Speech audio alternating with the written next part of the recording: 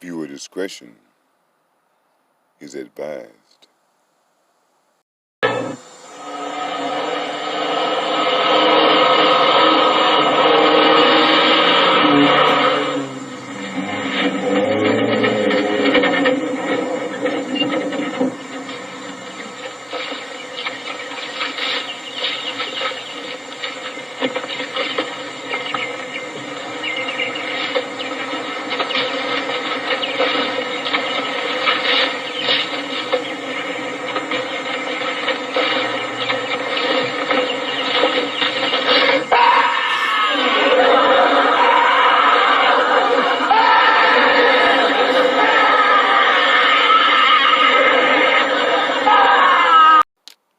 The updates that the media presents to us about this case involving Malia Davis makes you want to go to the nearest mountain, go on top of it and scream. Derion Vence has received additional charges, and the charge is intentionally and knowingly causing serious bodily injury to a child younger than 15. What about murder? What about illegally transporting a corpse across state lines?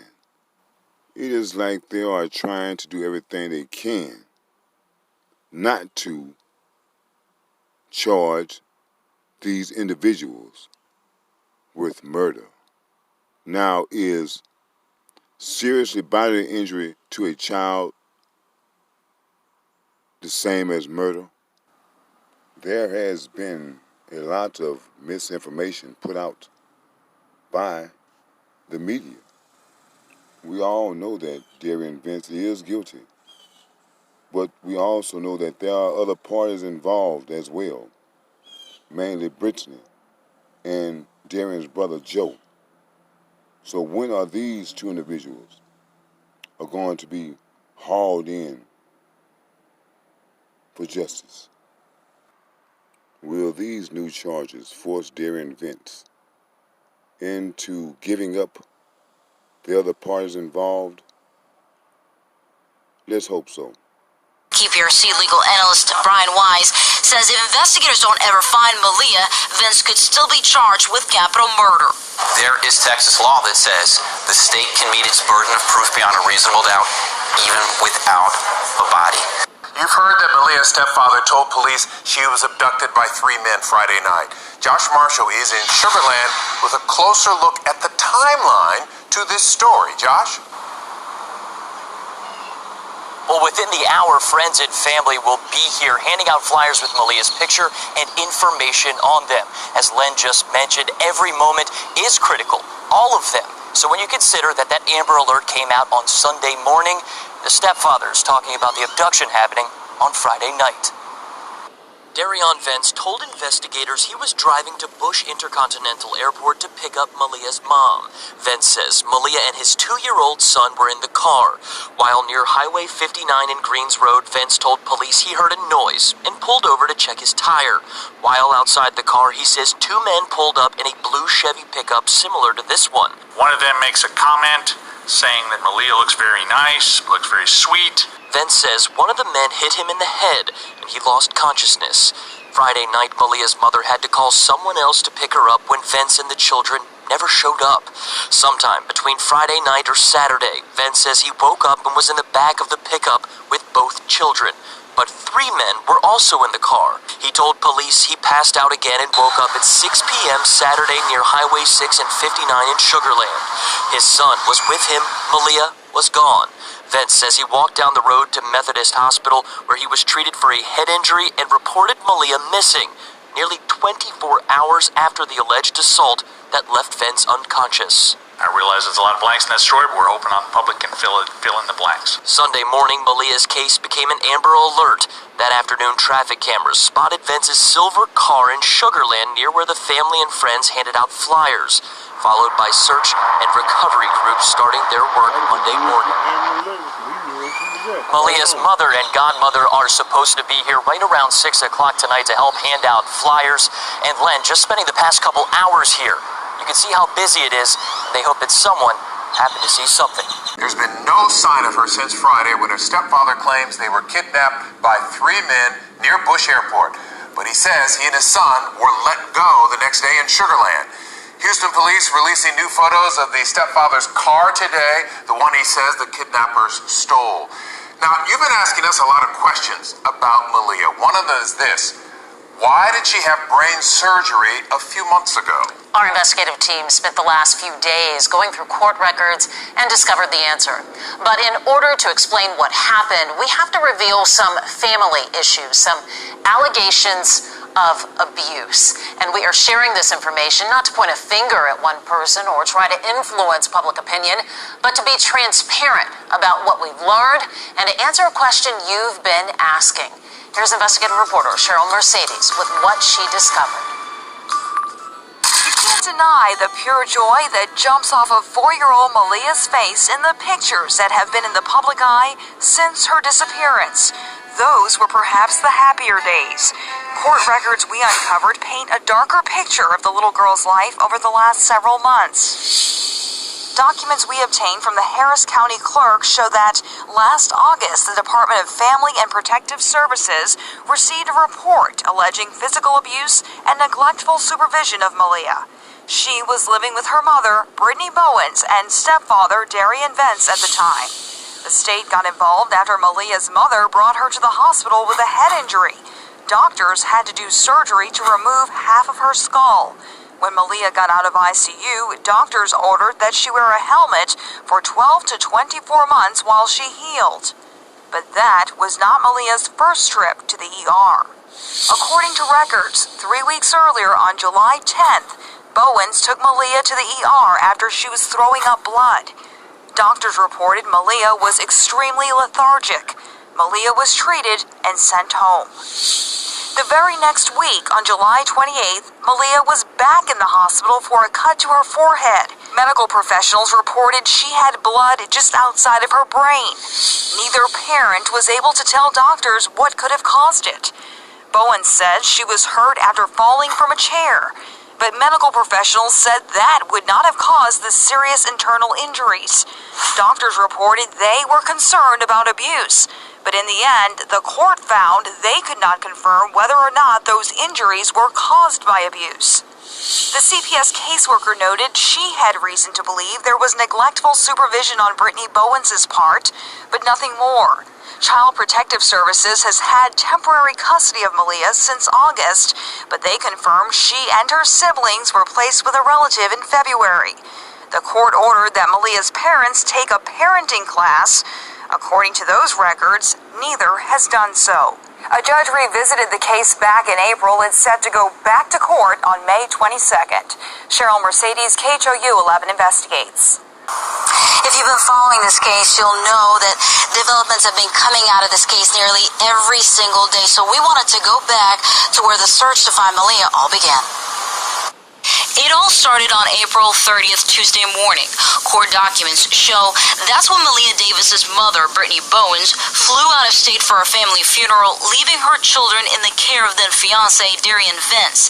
And it's at that point that surveillance images begin to piece together the puzzle of who police say is responsible for Malia's disappearance. A neighbor's surveillance pictures show that on the same Tuesday at 7:54 a.m., Vence and Malia walking at the Southwest Houston apartment where they lived. An HPD source says this is the last known image of Malia. Then, a little after 8 a.m., another neighbor's camera captures Vence walk into his car, and this time he's alone.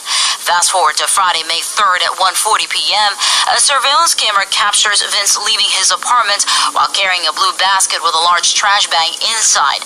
Then another image shows him walking out with what court documents say was bleach. Then later that same Friday evening at 6:40 p.m., Vence and his son are seen on surveillance cameras leaving without Malia, despite Vence telling police he left with both Malia and his 2-year-old son.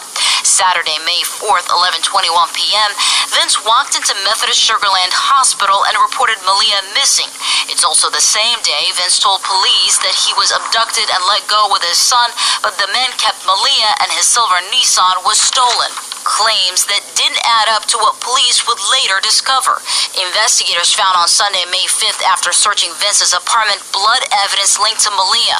Then 4 days later, on May 9th, investigators recovered the stolen Nissan in Missouri City, and inside of the trunk is the blue basket seen carried by Vence on surveillance video.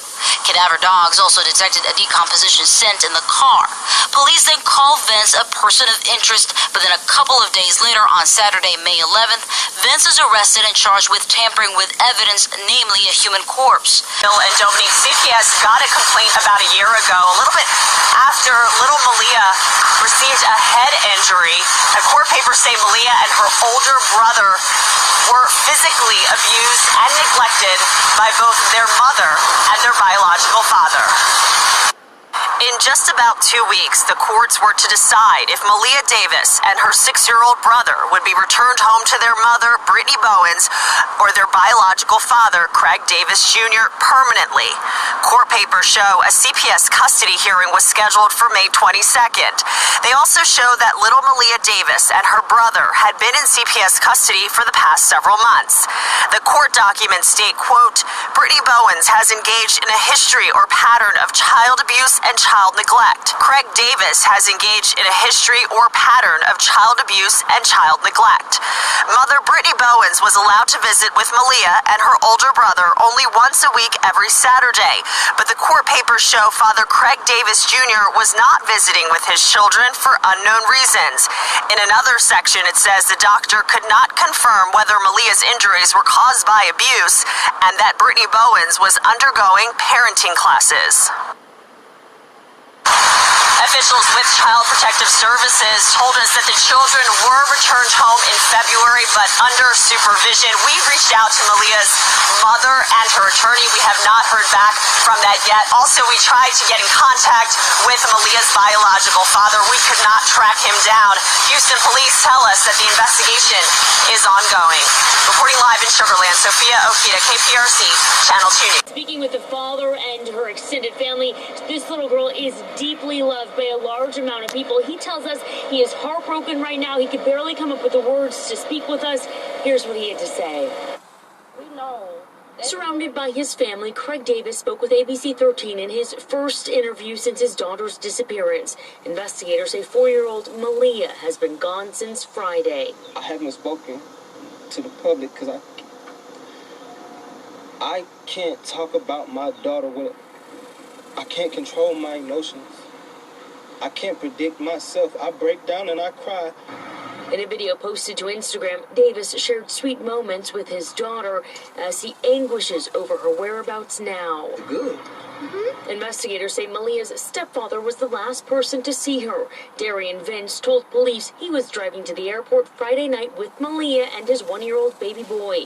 He pulled off at Greens Road and 59 to check a tire, and that's 3 Hispanic men in a 2010 blue Chevy pickup similar to this one. Vence says the men kidnapped the family. He says he was in and out of consciousness and was dropped off in Sugar Land Saturday evening with the baby, but Malia, he says, was gone. Desperate for answers, this father says he wants to speak with that stepdad. I'm not putting the blame on anybody. I just need the questions that aren't answered to be answered. There are so many unanswered questions. And it's not for the public to answer them for me. It's not for police officers to answer them for me. It's not for the news to answer them for me. It's for Derion to answer for me. Even in pain, even in her injury. My daughter went through everything she went through, and it did not change anything about her. CPS did investigate that head injury. It happened under the care of her mother and stepfather. She and 2 siblings were removed from the home in August, but returned in February.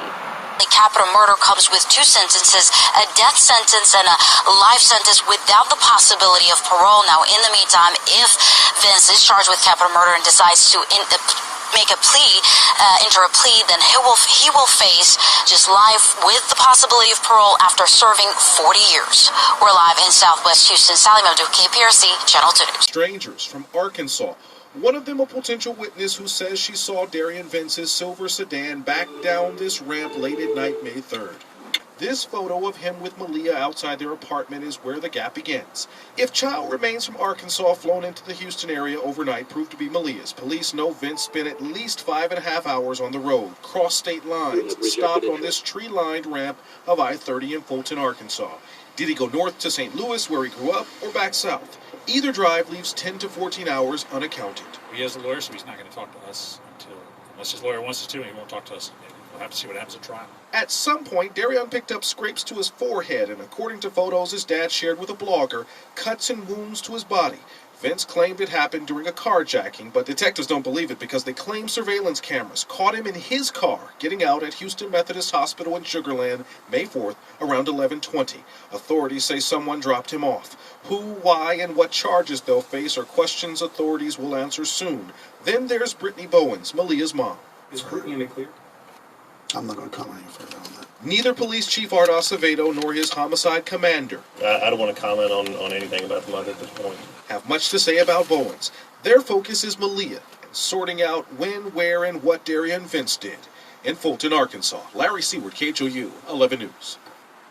We saw the guy on Saturday at 7 p.m.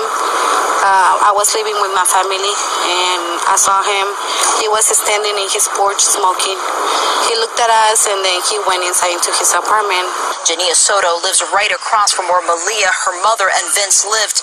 Her surveillance camera caught him briefly walking over to his car alone on the day Malia's mother had flown out of state.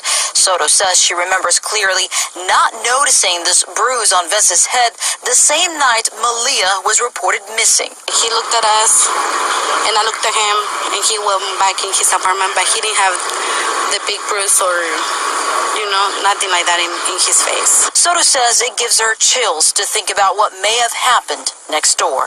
If I would have heard some screaming or something, I couldn't done that, something for the little girl. I have a 4-year-old and it's hard to imagine this. Eric and Maida, good evening. It has been quite a long process to see how investigators and prosecutors were going to move forward with Malia Davis's case, and today we learned what sounds like the next and final charge Derion Vence will face, causing serious bodily injury to a child. This after a full review of that autopsy that was just completed by the Harris County Institute of Forensic Sciences.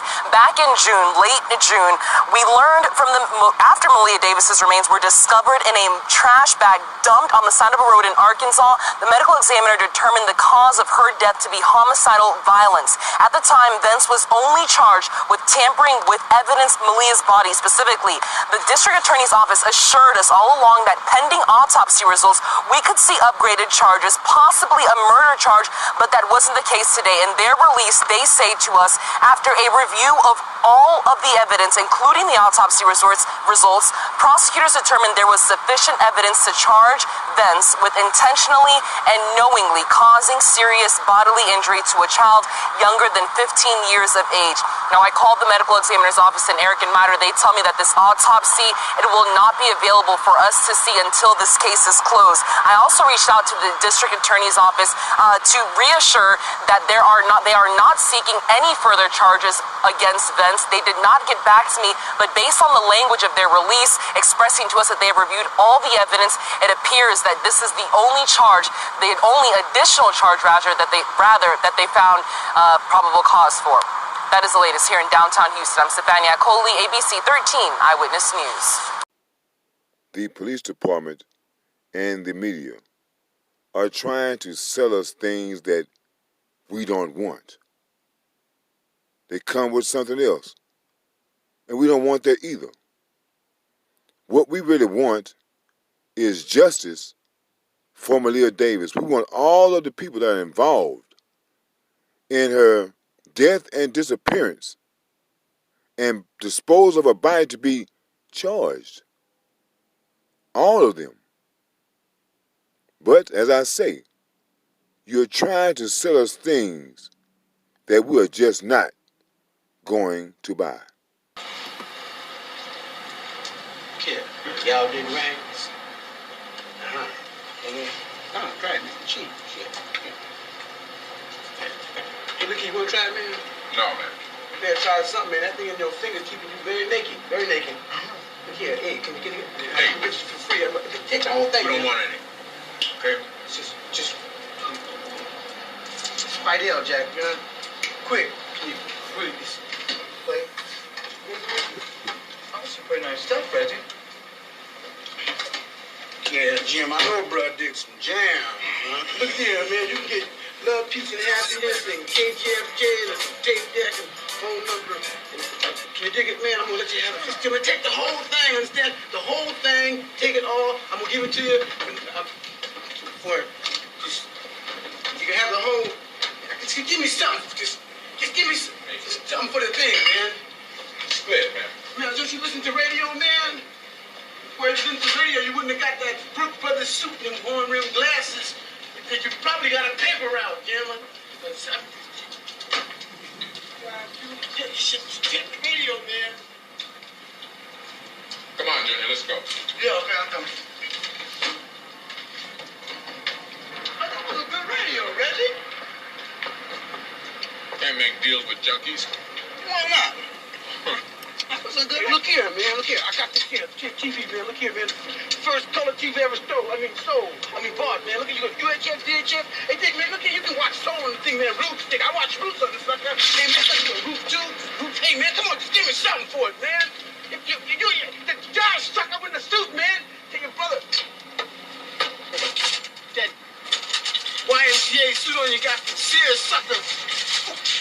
You better get home, because I know that suit's got to be worn by your daddy tonight, Josh. If you want to sell us something that we will buy, sell us some tickets to Brittany Bowen's murder trial.